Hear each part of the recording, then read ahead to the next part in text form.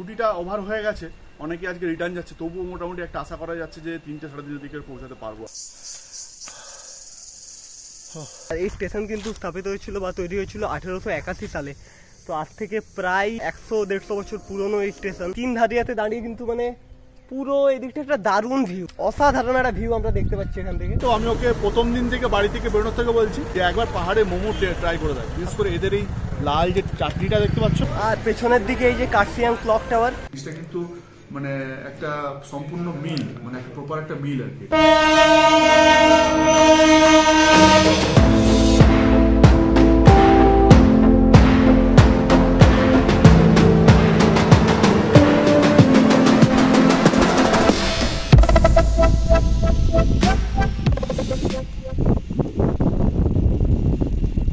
Morning from Shivkhola adventure camp. Shivkhola adventure ক্যাম্পে আজ আমাদের তৃতীয় দিন। ঘড়িতে বাজে অলরেডি 9:10, 9:15। তো আজকে একটু তাড়াতাড়ি ঘুম থেকে উঠেছি, কালকের মতো লেট করিনি, কারণ আজকে আমরা এখান থেকে যাচ্ছি দার্জিলিং। দার্জিলিংয়ে আমাদের একটা হোমস্টে বুক করা আছে, তো সেটা তো দার্জিলিং গেলে তোমাদেরকে দেখাচ্ছি। তো আজ জাস্ট আমরা এই ব্রেকফাস্ট দিয়েছে, ব্রেকফাস্ট করে এখান থেকে চেক আউট করে যাবো। তো আজ ব্রেকফাস্টে কি দিয়েছে তোমাদেরকে দেখাচ্ছি। সেম কালকেরই মতো, কালকে লুচি দিয়েছিল বা পুরি দিয়েছিল, আমরা বললাম পুরি লাগবে না, আজকে রুটি নিয়েছি। এই যে রুটি, স্কোয়াশের তরকারি আর এই যে একটা করে ডিম। সুব্রত একটু বাথরুমে গেছে, মানে সকালে তো বুঝতেই পারছো।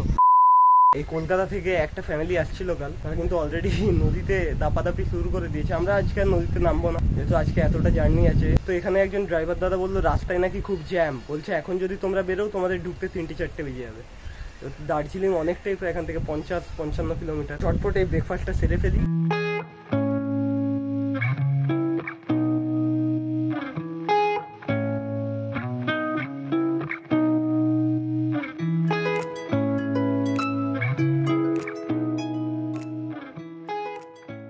শিবখোলা অ্যাডভেঞ্চার ক্যাম্প থেকে আমাদের এবার বেরিয়ে যাওয়ার সময় এসে গেছে। এখানের মানুষজন তো সত্যি খুব ভালো, সেটা আগেও বললাম। তো চলো, এখন মোটামুটি আমাদের গাড়িও রেডি। আর এখান থেকে দার্জিলিং পৌঁছাতেও প্রায় 3-4টে বেজে যাবে না? কতক্ষণ লাগবে জানি না, কারণ অলরেডি দেরি হয়ে যাওয়ার জন্য রাস্তায় কত কি জ্যাম, রাস্তায় প্রচুর জ্যাম। কারণ ছুটিটা ওভার হয়ে গেছে, অনেকে আজকে রিটার্ন যাচ্ছে, তবুও মোটামুটি একটা আশা করা যাচ্ছে যে 3টে সাড়ে 3টের দিকে পৌঁছাতে পারবো আর কি। কারণ এখান থেকে 3 ঘন্টা লাগবে। এবারে বুঝতেই পারছো 3 ঘন্টা মানে সেটা 4 ঘন্টা 4.5 ঘন্টা হতে পারে ব্লগার লাইফ, হ্যাশট্যাগ ব্লগার। আর আজকে কিন্তু তোমাদেরকে বলেছিলাম কালকে যে শিব মন্দিরটা দেখানো হয়নি, সেটা আজকে অবশ্যই যাওয়ার সময় দেখাবো। ওই রাস্তা দিয়ে আমরা যাব। তো চলো, এখানে হয়তো আসবো আবার খুব তাড়াতাড়ি, দেখা যাক কবে আসা যায়। জায়গাটা এমনই যে তোমাকে আসতে হবে।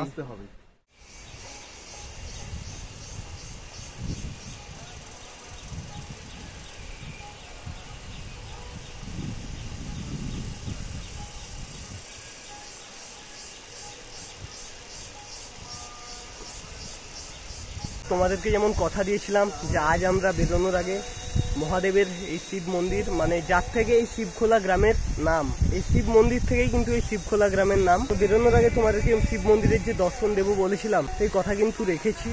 তো চলো, এখন এই পেছনে এই যে এটাই হচ্ছে কিন্তু শিবখোলা গ্রামের শিব মন্দির, যার থেকে গ্রামের নাম বললাম। তো চলো এখন মন্দিরের ভেতরে যাওয়া যাক।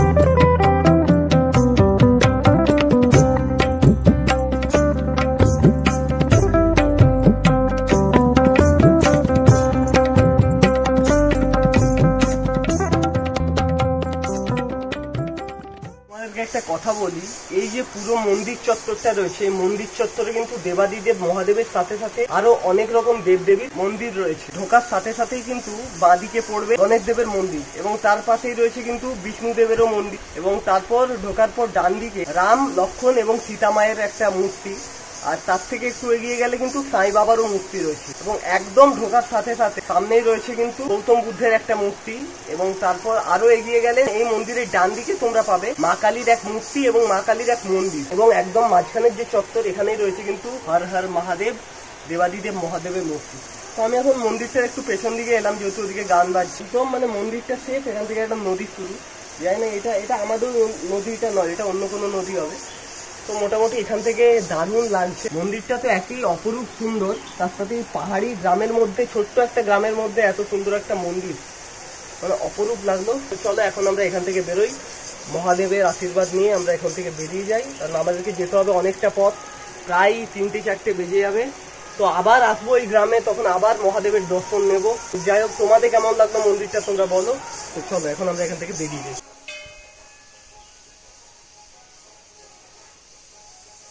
আরেকটা কথা যেটা তোমাদেরকে বলতে ভুলে গেছিলাম, সেটা হচ্ছে কিন্তু আমরা বেরোনোর সময় দেখলাম মন্দিরের ঠিক মন্দির থেকে বেরোনোর সময় বাঁ দিক দিয়ে পড়বে, এটা বাঁ দিকে কিন্তু রয়েছে মা দুর্গার মন্দির। তো চলো এবার এখান থেকে বেরোনো যাক। এটাই আর তোমাদেরকে দেখানো বাকি ছিল, এটাও দেখিয়ে দিলাম। আমরা মানে প্রথমে লক্ষ্য করিনি, মানে মন্দির চত্বরে কিন্তু মানে অসংখ্য দেবদেবীর মন্দির রয়েছে। A few moments later.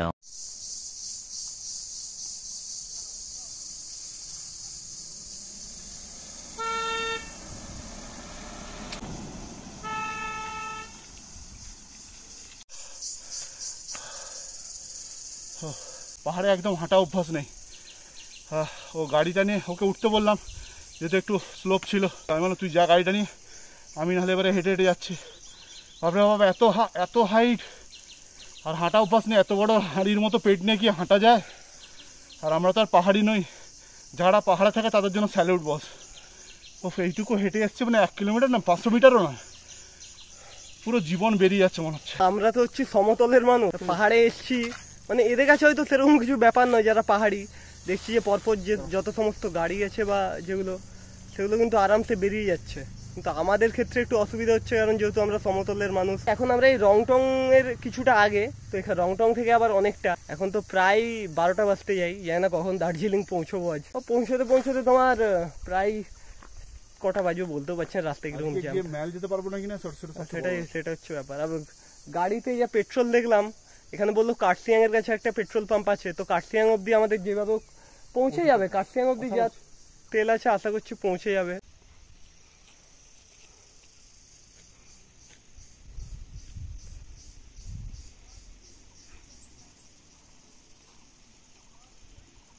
এখন আমরা রয়েছি কিন্তু রংটং রেলওয়ে স্টেশনে। সমতল থেকে অল্টিটিউড হচ্ছে 1404 ফিট। এখানে কিন্তু বললো এখন কোনো ট্রেন নেই, 12:30টার দিকে, 1:45টার দিকে একটা ট্রেন আছে। এই রেল লাইন কিন্তু আমাদের সাথে সাথেই যাবে পুরো দার্জিলিং ঘুম পর্যন্ত। এই রেলওয়ে স্টেশনটা কিন্তু দার্জিলিং হিমালয়ান রেলওয়ের আন্ডারে আছে। রংটং রেলওয়ে স্টেশন কিন্তু ইউনেস্কো ওয়ার্ল্ড হেরিটেজের আন্ডারের একটা স্টেশন, আর এই স্টেশন কিন্তু স্থাপিত হয়েছিল বা তৈরি হয়েছিল 1881 সালে। তো আজ থেকে প্রায় 100-150 বছর পুরনো এই স্টেশন।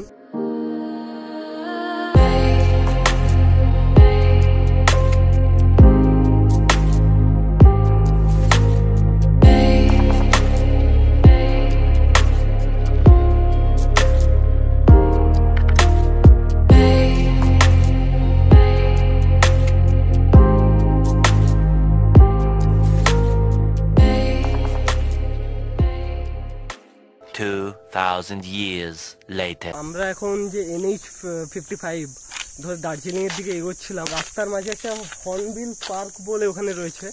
তো এটা জাস্ট ওই রংটংটা পেরিয়ে এসে, তো এখানে একটা মানে খুব উঁচু একটা ডেক টাইপের রয়েছে। তো আমরা ভাবলাম ওখানে ওঠা যাক, উঠে তোমাদেরকে দেখানো যাক। এই যে আর এই পাশ দিয়ে চলে গেছে টয় ট্রেনের লাইন। ওই ডেকটা চালু হয়নি মনে এখনো বা কিছু।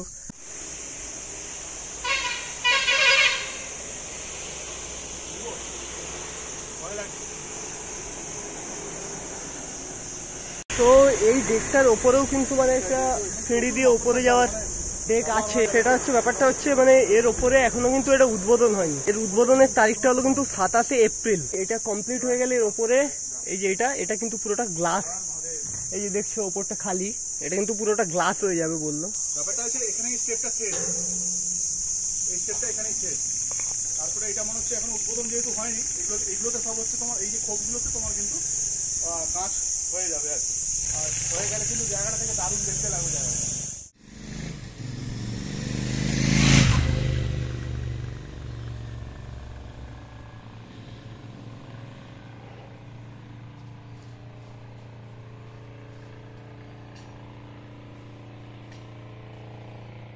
এখন যে NH 55 ধরে আমরা যাচ্ছি, আর এই যে এই জায়গাটার নাম হচ্ছে লালমাটি। আর এই যে এদিকের যে ছোট ছোট ঘর দেখা যাচ্ছে মানে পাহাড়ের কোলে, যেটা তোমাদেরকে আমি জুম করেও দেখালাম, এই জায়গাটার নাম হচ্ছে কিন্তু তিনধারিয়া। এখান থেকে তিনধারিয়া প্রায় এখনো 6 কিলোমিটারের মতো। তো এখান থেকে একটা মানে কত সুন্দর একটা ভিউ, মানে চোখের শান্তি, মানে দেখে আমরা দাঁড়ালাম জাস্ট। আচ্ছা, লাঞ্চ আজ কোথায় করবে? যদি আমরা তাড়াতাড়ি দার্জিলিংয়ে পৌঁছে যাই তাহলে দার্জিলিংয়ে করার চেষ্টা রয়েছে, আর না হলে দেখি কোথায় করা যায়। যদি সেরকম টাইম পেরিয়ে যায় তাহলে রাস্তায় কোথাও করতে হবে আর কি, অবস্থা বুঝে ব্যবস্থা নিতে হবে। A few moments later.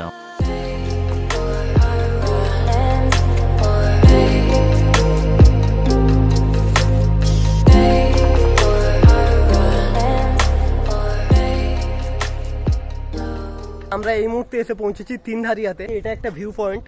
এখান থেকে কিন্তু পুরো ওইদিকে যে পাহাড়গুলো, মানে ওই দিক থেকে আমরা এখন এইদিকে দেখছিলাম, ওইখানে দাঁড়িয়ে, ওই লাল মাটিতে দাঁড়িয়ে, আর এই তিনধারিয়াতে দাঁড়িয়ে কিন্তু মানে পুরো এই দিকটা একটা দারুণ ভিউ, অসাধারণ একটা ভিউ আমরা দেখতে পাচ্ছি এখান থেকে। এখানে কিন্তু একটা যে ফটো শ্যুটের পয়েন্ট আছে, সেটা হচ্ছে এই যে উই লাভ তিনধারিয়া।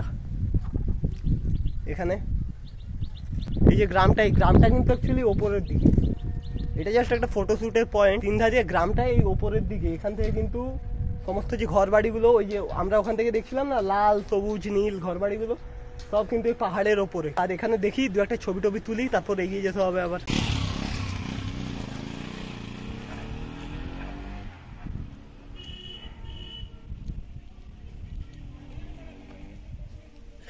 এই যে এই জায়গাটায় দাঁড়িয়ে আছি, জায়গাটা হচ্ছে গয়াবাড়ি। আর এই যে পেছনে আমাদের গাড়িও পার্ক করা আছে। কিন্তু এই যে আমরা এই পাহাড়টা, এই পাহাড়ের নাম হচ্ছে গিদ্ধে। এদিকে পেছন দিকে একটা ভিউ পয়েন্ট আছে, ওটা হচ্ছে গিদ্ধে ভিউ পয়েন্ট। এটা একটা ওই মোড়ের মতো। তো এখানে জাস্ট 2-3টে দোকান আছে। এখান থেকে পুরো এদিকের আশেপাশের যতগুলো পাহাড় আছে।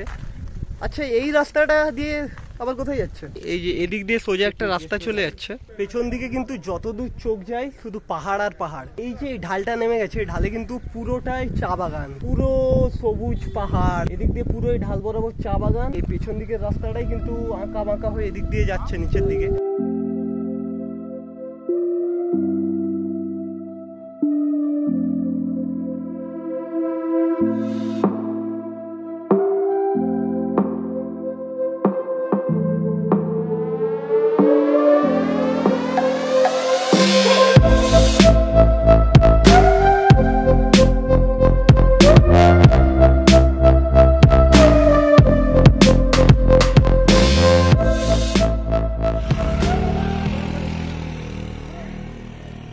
এখান থেকে এই দিদির কাছ থেকে নিলাম কিন্তু মোমো, 2 প্লেট চিকেন মোমো। আমার কিন্তু পাহাড়ের মোমো ফার্স্ট টাইম। আমি আগে 2বার খেয়েছি, বাট এই পাশের দিকে খাইনি, বাট খেয়েছি, দার্জিলিং এর মোমো খেয়েছি। একটু অন্যরকমই স্বাদ লাগে। তো আমি ওকে প্রথম দিন থেকে বাড়ি থেকে বেরোনোর থেকে বলছি যে একবার পাহাড়ে মোমো ট্রাই করে দেয়, বিশেষ করে এদের এই লাল যে চাটনিটা দেখতে পাচ্ছ, এটা একবার ট্রাই করে। তো চলো যাই হোক, ঝটপট মোমোটা খেয়ে নিই।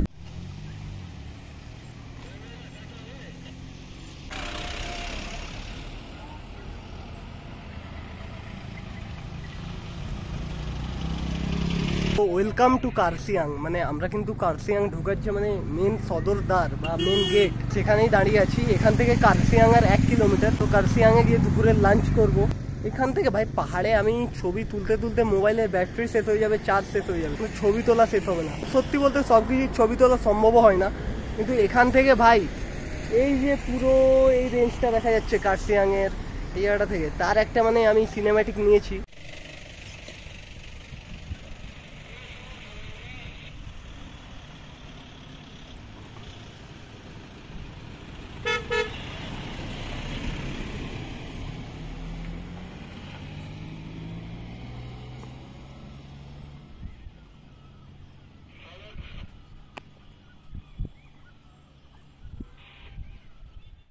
আসে মোটামুটি অর্ধেক ট্যাঙ্ক এবং তেল আসে। তো দার্জিলিংয়ে হয়তো পেট্রোল পাম্পে আসে সব সেই 2 লিটার 2.3 হয়েছে।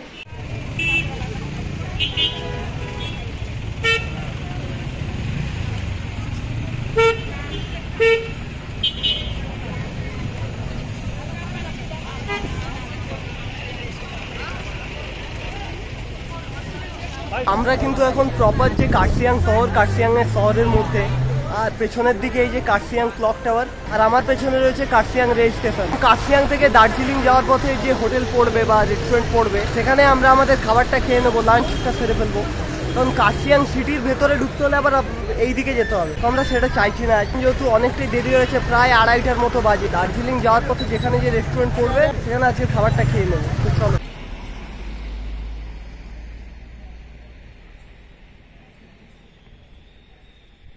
আমরা এই মুহূর্তে জাস্ট কার্শিয়াং পেরিয়ে এসে কার্শিয়াং টাউনটাকে বা কার্শিয়াং শহরটাকে ক্রস করে রোড সাইডে একটা জায়গাতে দাঁড়িয়েছি।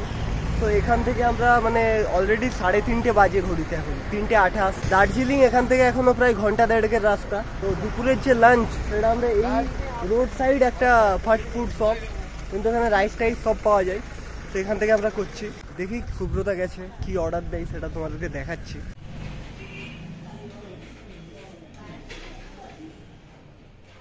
তো প্ল্যানে একটু চেঞ্জ হয়েছে বলতে প্রথমে আমাদের রাইস খাওয়ার কথা ছিল। রাইস তো আমরা প্রায় সব জায়গাতেই খাই, তো এই একটা ডিশ ওটা হচ্ছে মেনলি তিব্বতিয়ান ডিশ একটা, তো ওইটা আমরা নর্থ বেঙ্গল আসলেই খাই। তো এই পাশের দিকে কেমন হবে জানি না, বাট টেস্টের দিকে, বাট আমরা নর্থ বেঙ্গলের যে কিছু কিছু জায়গায় সেবক রোড একটা রয়েছে লোহাপুল, ওখানে একটা খাই। দার্জিলিংয়েও কিছু কিছু জায়গায় থুপ্পা পাওয়া যায় খুব ভালো। তো এটা কার্শিয়াংয়ের দিকে একটা এটাও টেস্ট করা হোক নতুন জায়গায়। ডিশটা কিন্তু মানে একটা সম্পূর্ণ মিল, মানে একটা প্রপার একটা মিল আর কি। এটা তুমি তো আগেও খেয়েছো? আমি এটা আগে খেয়েছি। এক প্লেট খেলে মোটামুটি মানে এক বোল খেলে, এটাকে বোল বলে, প্লেট না, এক বোল খেলে তোমার মোটামুটি পেট ভর্তি হয়ে যায়। আমরা অর্ডার করেছি এটা মিক্স, মানে এটার মধ্যে থাকবে ভেজ থাকবে, ডিম থাকবে, আর থাকবে চিকেন, সব মিশিয়ে তার সাথে থাকবে নুডলস। তো চলো আমিও খেয়ে দেখি, আমি খাইনি এর আগে কখনো।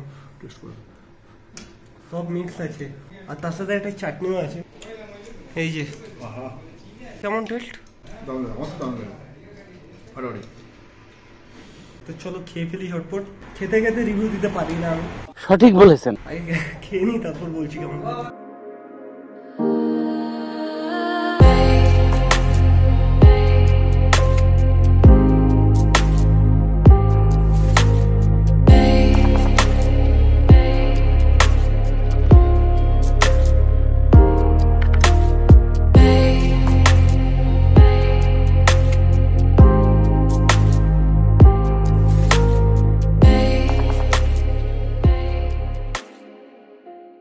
Later.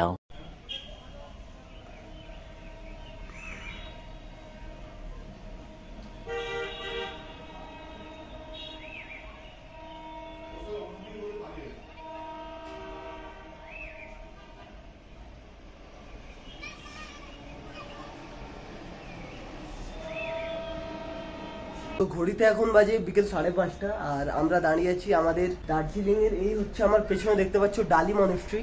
আর ডালি মনেস্ট্রিতে আমাদের যে হোমস্টে রয়েছে এটা হচ্ছে চাতুমি হোমস্টে। তো এখানে আজকে আমাদের বুকিং রয়েছে। থুপ্পা খাওয়ার পর আমি আর সেরকম ভিডিও করিনি, কারণ একটানা একদম টানা এলাম, তাতেও প্রায় ঘন্টা দেড়েকের মতো সময় লেগে গেল। ঠান্ডাটা এখানে কিন্তু বেশ মানে কনকনে ঠান্ডা। ওয়েদারের টেম্পারেচার দেখলে 21-22 ডিগ্রি দেখাচ্ছে ঠিকই, কিন্তু মানে ঠান্ডাটা অন্য রকমের একটা। যাই হোক, এই হচ্ছে ডালি মনেস্ট্রি, এটাও তোমাদেরকে দেখাবো। আর এটা হচ্ছে আমাদের হোমস্টের ব্যালকনি। এই যে এখান থেকে সুন্দর সানরাইজ দেখা যাবে, কিন্তু কাঞ্চনজঙ্ঘার ভিউটা দেখতে হলে আমাদেরকে একটু ওদিকে যেতে হবে। পুরো কাঞ্চনজঙ্ঘাটা নাকি আসে না এখান থেকে। তোমাদেরকে একবার আমাদের রুমের ভেতরটা দেখাই। এই যে এটা হচ্ছে বেডটা মোটামুটি পরিষ্কার পরিচ্ছন্ন। এখানে একটা টেবিল আছে, এখানে বসার জন্য দুটো, এগুলোকে কি বলে গো, এখানে একটা আয়নাও রয়েছে। এই যে, আর এটা হচ্ছে আমাদের বাথরুম। এই যে বাথরুমটা একটু ছোট, আগের বাথরুমটা মানে অত বড় ছিল, ওটা না অনেক বড় হয়ে গেল, ওটা একটু বেশি ছোট হয়ে গেছে, তো দুজনের জন্য সাফিসিয়েন্ট। এই যে, আর এই পাশেই হচ্ছে ব্যালকনি।